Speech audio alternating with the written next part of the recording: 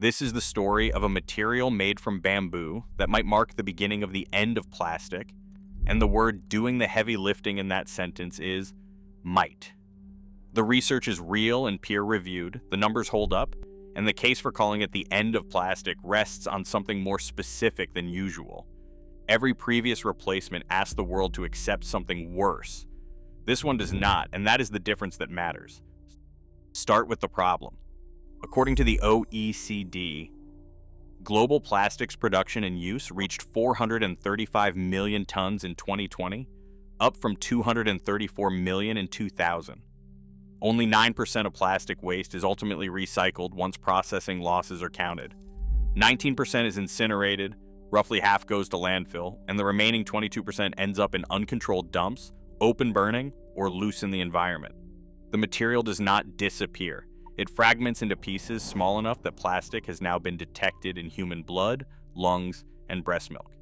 Bioplastics were meant to solve this, and the researchers name the reasons they have not directly in their abstract. Existing biomass plastics suffer from weaker mechanical properties, limited processability, and dependence on feedstocks that compete with food. Polylactic acid, the best known of them, comes from fermented crops and only degrades properly inside an industrial composting facility. Drop a PLA cup in your garden and it will simply sit there. Cost finish the job. Bioplastics typically run several times the price of petrochemical resins, and no procurement department pays a multiple for a weaker product. On October 7, 2025, a paper appeared in Nature Communications from Northeast Forestry University in Harbin. The authors are Hongying Tang, Jihan Tong, Rui Zhang, Xiaona Li, Suqing Zheng, Dawei Zhao, and Haipeng Yu, with Dawei Zhao also at Shenyang University of Chemical Technology. Their material is called BM plastic, short for bamboo molecular plastic. The chemistry runs in stages, and most retellings compress it badly. Bamboo chips are first delignified in a peroxyformic acid solution at 50 degrees Celsius for 12 hours, then neutralized with sodium hydroxide and washed. Anyone claiming the process uses no harsh chemicals has skipped that step. What follows is the clever part. A hydrated zinc chloride and formic acid solution, a deep eutectic solvent, disrupts the hydrogen bonds holding bamboo cellulose together, and it does this at room temperature. During that step, the formic acid modifies some of the cellulose hydroxyl groups, priming the molecules to build a denser network afterward. Calcium chloride turns the mixture into a gel. Ethanol then stimulates those loosened cellulose chains to reassemble into tight new bonds. The ethanol is recoverable, the other chemicals are cheap and common, and the finished material contains no petroleum resin at all. That last point separates it from the bamboo composites already on store shelves, which embed plant fiber in an epoxy matrix and therefore cannot be composted or cleanly recycled. Now the measurements, because this is where the argument gets serious. BM plastic reached a tensile strength of 110 megapascals and a flexural modulus of 6.41 gigapascals, beating high-impact polystyrene and roughly doubling PLA. It holds its structure above 180 degrees Celsius. Samples survived 7 days at 100 degrees and 7 days at minus 30 without cracking, and strong acid left the surface undamaged. Work of fracture reached 80 kilojoules per cubic meter, surpassing conventional plastics and existing bioplastics alike. Then the two results that drew the attention. In ordinary soil with no industrial composter involved, the material fully biodegraded within 50 days. Run back through the same solvent process, recycled BM plastic retained 90% of its original strength, which is something petroleum plastic has never managed. It also runs on machines that already exist through injection molding, compression molding, and standard machining, so no factory needs rebuilding. The economics are the part usually reported wrong. The authors ran a techno-economic analysis and landed near $2,300 per ton, concluding that this places BM plastic between conventional petrochemical plastics and PLA.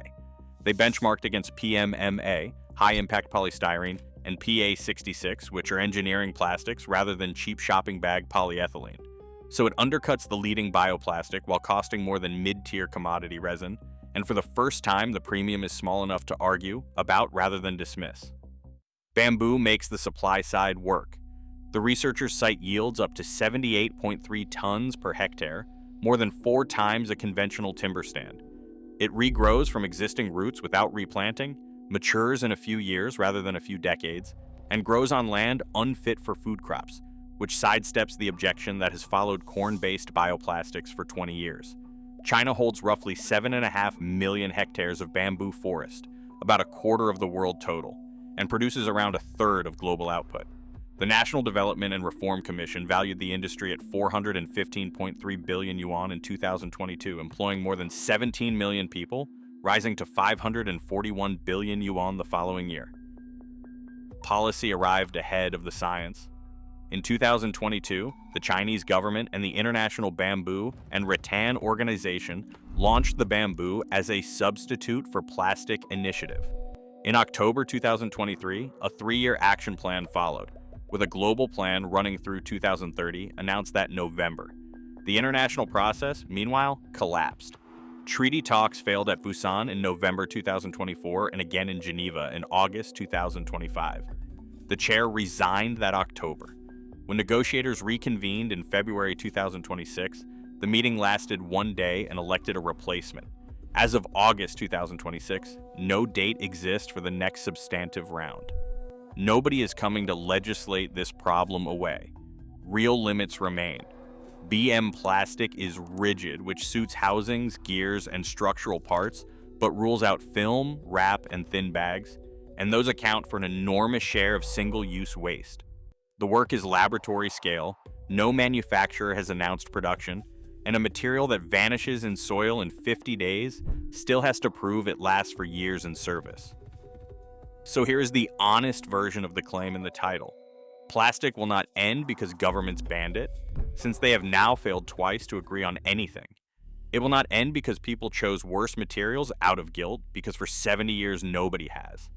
If plastic use ends, it ends the way every dominant material has ended, which is that something arrives that performs better and eventually costs less. What this study demonstrated is that non-food biomass can be rebuilt at the molecular level into a material stronger than the plastic it replaces, molded on the machines already installed, recycled with almost no loss, and returned to plain dirt in under 2 months. Nobody had shown all 5 of those at once before. That is not the end of plastic. It is the first credible sketch of what the end of plastic would actually look like.